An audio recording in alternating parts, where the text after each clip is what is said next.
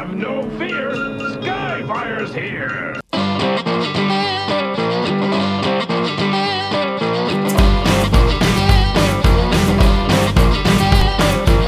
Hey guys! Hello, gorgeous. Strange voices must be coming from Earth creatures. Yep, we're called humans. Time for another Patreon special missions video. Can anyone join the party, or do we need an invitation? You can join the special missions commanders by joining my Patreon at either the general or ninja level. At either of these tiers, each month you'll be able to request a review for any figure, vehicle, or playset from the 80s Toy Museum featured on this channel in the virtual tour videos. For everyone who supports the channel on Patreon, I shall try to bring you credit. This request came down from Ninja level patron Nicholas Steven, who asked that I take a look at one of the coolest G1 Transformers ever made. Ask and you shall receive. Skyfire! Or Jetfire. Great suggestion, Nicholas. I've been hoping to do more videos on classic G1 Transformers and...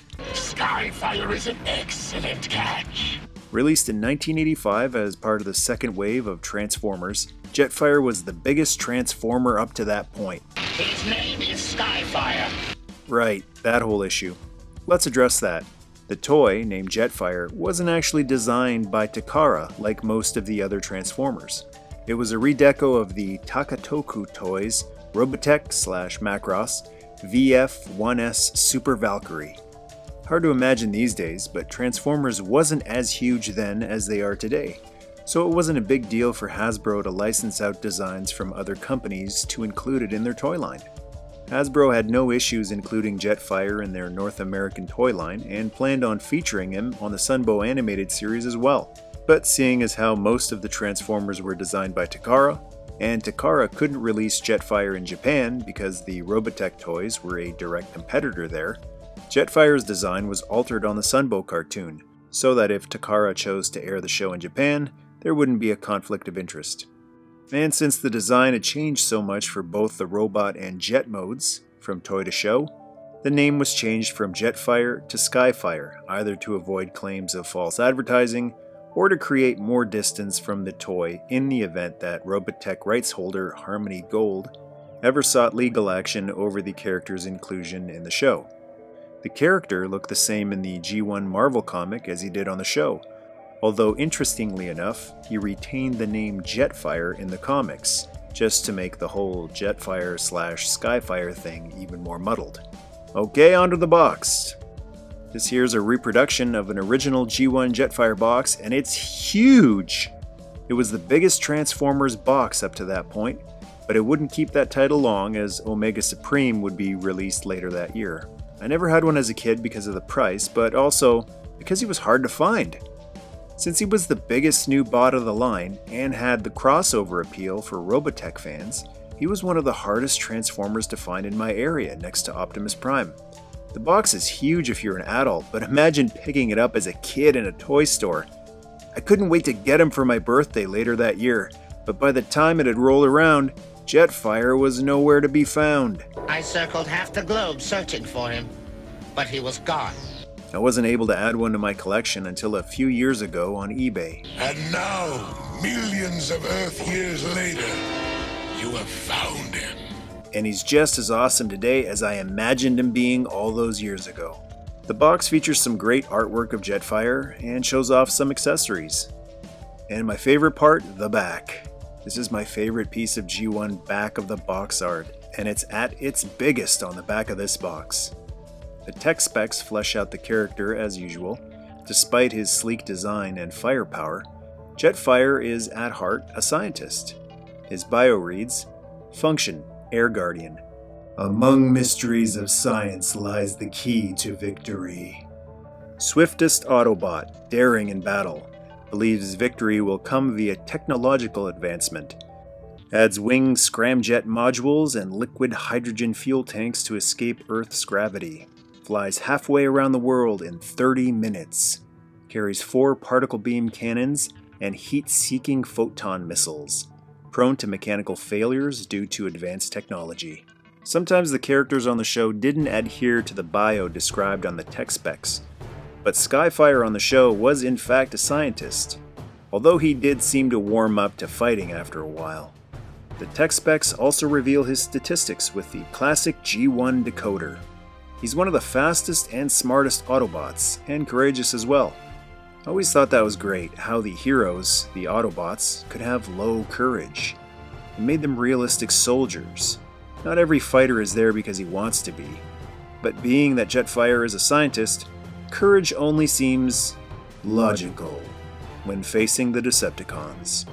Okay, let's get this guy out of the box. I am grateful to you for freeing me from my tomb of ice. No worries. Although the design was changed a lot for the show and comic, they do still retain the same white and red color scheme, along with the big red booster jets. Since I'm a big fan of having two toys in one, this guy's extra special because not only is he a jet and a robot, he's also a transformer and a Robotech Valkyrie. It still blows my mind that this guy was originally released in 1983 in the Macross line. I thought Optimus was light years ahead of his time in terms of design, but he's got nothing on Jetfire. Jetfire/Skyfire was a much needed addition to the Autobot team since he was the first Autobot with a flying alt mode to meet the Decepticons in the sky. And the only bot that could travel through space until Omega Supreme and Cosmo showed up.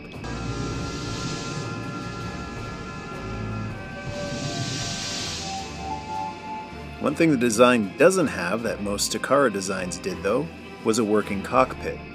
All aboard? Nope, this jet can't take any passengers. It just has a molded seat, although the control stick is a nice touch.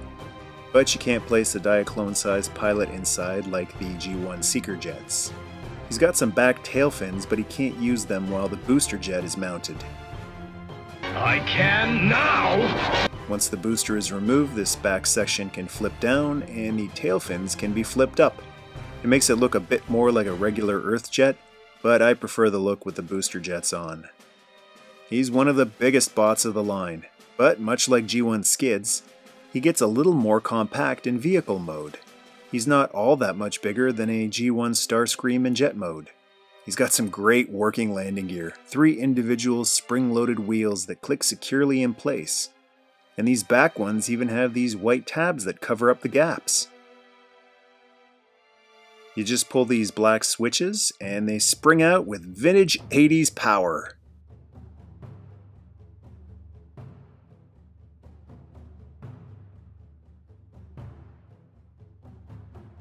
The wings can also go in and out.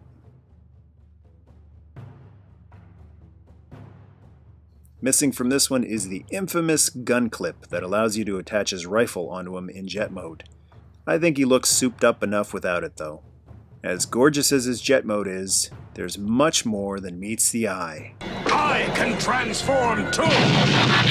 Being an actual Valkyrie, he can go into Gerwalk mode, which is the halfway point between jet and robot. Guess I was a little too anxious to get on my feet. Again, this is what I love about this particular Transformer. He's not just an Autobot, he's a Robotech Valkyrie as well, with a genuine Gerwalk mode. Some Transformer jets can sort of do this mode, but there's nothing like the genuine article. And then the most impressive mode, in my opinion, Robot mode. He is amazing. I know I'm heaping a lot of compliments on him here. Thanks. I'll take all I can get. But the proportion, articulation, and size is astounding. Still amazing by today's standards. Mind-blowing when you consider it's over 30 years old. Although he's a scientist, he's got a big boomstick. It seems the time has come for me to make the change from science to war. He's also got some wrist blasters under each fist. We got him outgunned and outnumbered. And even has some blasters on his head which can pivot down. When you have this much firepower, it's also important to have an equally powerful conscience. My function is to further science and learning, not to destroy innocent life forms. I like this character for the same reason I liked Optimus. He wasn't a badass. I'm a scientist, not an executioner. He fought because he had to, not because he wanted to or liked it. The boosters from Jet mode can be used in Robot mode as well. I'm switching on my afterburners! 4C batteries required. Read you loud and clear, little buddy. This guy is so huge, everybody's a little buddy to him. Here he is dwarfing two of his Autobot pals, Windcharger and Brawn, as well as one of the larger Carbots, Wheeljack. What are friends for? Even Optimus Prime, the biggest of the 84 Autobots, is only about half as big as Jetfire. He risked everything to save us and the Earth. And here he is with Omega Supreme, one of the biggest, bulkiest G1 Transformers. Yep, he's almost as big as Omega. I was really surprised at how big he was in bot mode when I finally got him. Much bigger than I thought he'd be. With his size and probable strength, he will make an excellent Decepticon. Fat chance, fathead. And here he is with G1 Starscream, Anime Edition. Although he wasn't that much bigger in Jet mode, he towers over Screamer in bot mode. It's not just his size that's impressive. His articulation is amazing for a G1 Transformer. Heck, it's amazing for a modern day Transformer. His legs bend at the hip and knee. He can't do a running pose, but he can do a forward squat just fine. The heels help with stability.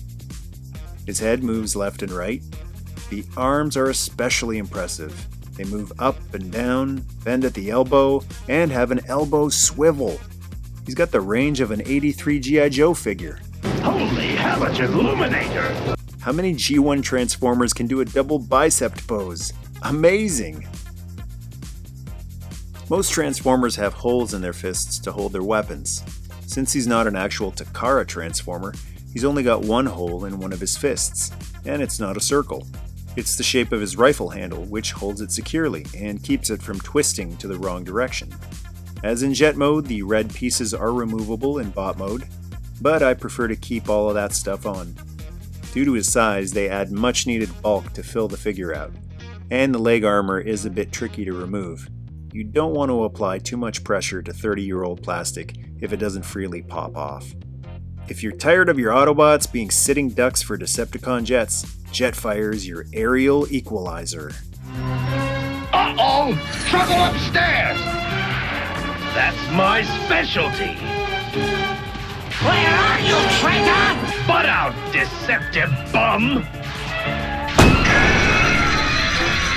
Just don't get too overconfident, because he has been known to lose control, crash, and get frozen in the ice for long stretches. Skyfire! No! Man, that's flying. For an interstellar jet that's flown all across the galaxy, who knows where his next stop will be? Next stop, Peru! Well, I hear it's lovely this time of year. Whether you call him Jetfire, or Skyfire, or Veritech, or Valkyrie, you'll be sure to remember this amazing crossover character that was decades ahead of his time.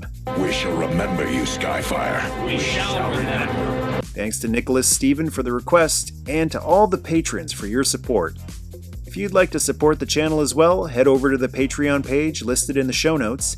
And if you'd like to decide what gets reviewed on the channel, become a general or ninja level patron. Got a Jetfire or Skyfire memory? Scroll down and go to town. And to join the tribe, hit subscribe. Nerd must stay.